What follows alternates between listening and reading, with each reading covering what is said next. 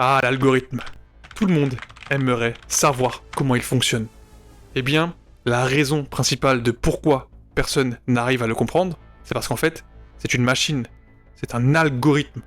Certes, elle a été conçue par un être humain, mais ça reste une machine. Elle réfléchit avec des données. Ou du moins, c'est l'impression que nous avons. Parce que oui, en réalité, nous sommes déjà tombés dans la matrice du piège de l'algorithme. Es-tu déjà tombé sur l'une de ces vidéos?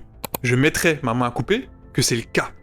N'hésite pas à me le dire en commentaire et de continuer cette vidéo parce que je risque de totalement chambouler ta vision sur l'algorithme. Parce que oui, par définition et par extension, l'algorithme de contenu est un algorithme qui nous mettrait en avant du contenu qui pourrait nous plaire.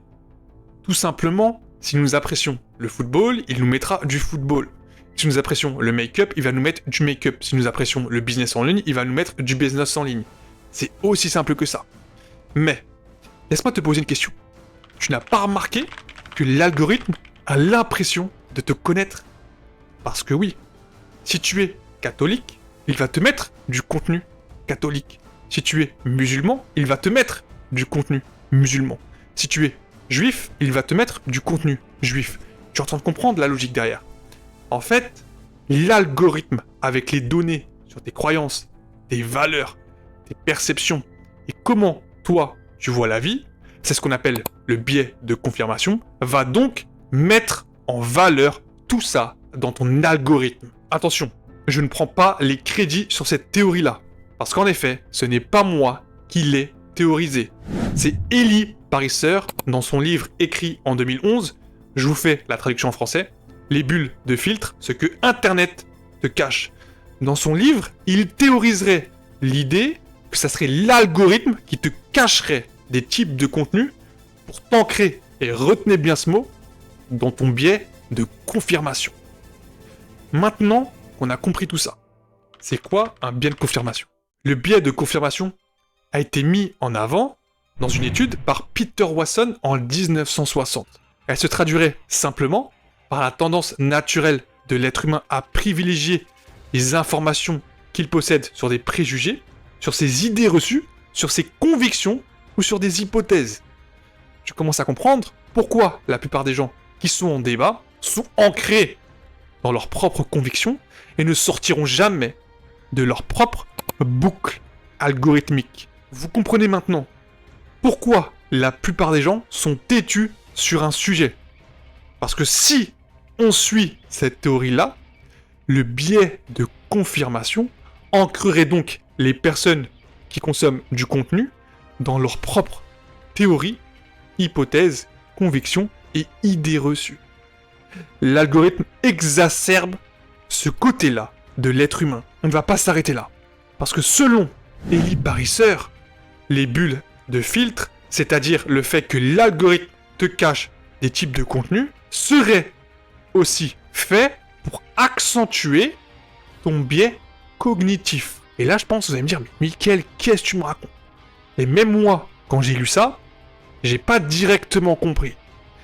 Parce qu'en fait, le biais cognitif se traduirait par, je cite, la limitation des connexions sociales d'une personne par sa culture et les informations qui lui sont accessibles via les nouvelles technologies. Quand j'ai lu ça, je me suis posé des questions. Est-ce qu'il parle du fait que des personnes qui n'ont pas accès aux nouvelles technologies n'auront donc pas accès à ce biais cognitif qu'est le biais de confirmation? Ou est-ce que les personnes qui ont accès à toutes ces technologies sont donc ancrées et exacerbées par tous ces biais cognitifs que peut être le biais de confirmation? Énormément de questions, et je me suis donc penché sur le sujet. Et suite à ces recherches, je suis tombé sur une affirmation. Google ferait en sorte de te confiner dans les domaines que tu apprécies. Et si tu te rappelles bien, je t'avais dit de garder en tête le mot ancré. Parce que oui, pour confiner un individu dans les domaines qu'il apprécie, il faut utiliser l'effet d'ancrage en psychologie. Par définition, l'ancrage désigne la difficulté à se départir d'une première impression. C'est un biais de jugement, c'est-à-dire un biais cognitif, qui pousse à se fier à l'information reçue en premier dans une prise de décision. Tout simplement, vois l'effet d'ancrage comme un pattern A et un pattern B. Si ces deux patterns ont exactement le même objectif et les mêmes conditions requises pour y arriver, les gens auront tendance à toujours choisir leur première impression. Donc, le pattern A. C'est ça, l'effet d'ancrage. Et ça, c'est une technique de manipulation que la plupart des vendeurs savent et connaissent. Maintenant, avec toutes les explications que je viens de te donner, tu commences à comprendre pourquoi Mathieu, 18 ans, fan de football, aura dans son algorithme des interviews, des highlights, des edits ou encore des matchs de foot. C'est aussi simple que ça.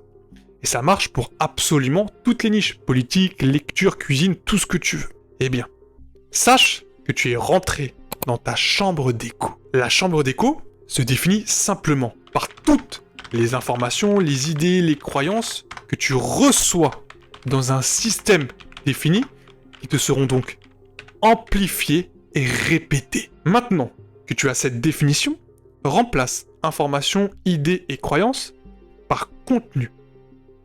Tu commences à comprendre le pattern qui commence à se montrer, parce qu'en fait, tu mets ton cerveau dans une propre chambre psychiatrique. Il répète absolument les mêmes actions et tâches jour après jour. Forcément, tu seras ancré dans cette chambre. Ton écho de ta propre personne sera ancré, répété, amplifié par les données, informations, croyances et valeurs que toi, tu as. C'est ça, la définition de l'algorithme. En conclusion de cette vidéo, si des personnes dans mon audience ont lu Plus intelligent que le diable de Napoleon Hill, vont savoir de quoi je vais parler.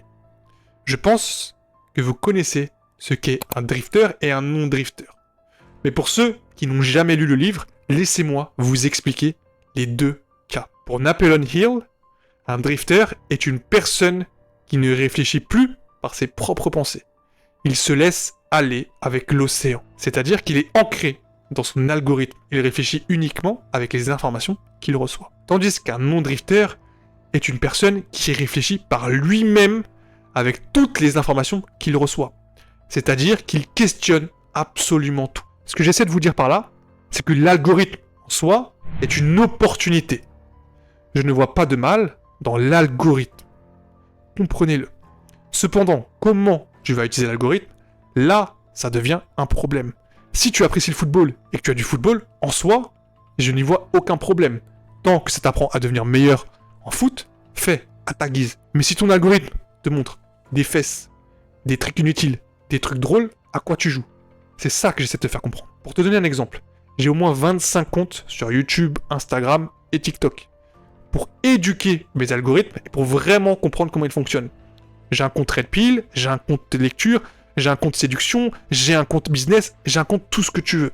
Comme ça, je me fais mes propres opinions sur comment réfléchir. Eh bien, comment finir cette vidéo? Tout simplement, prenez soin de vous.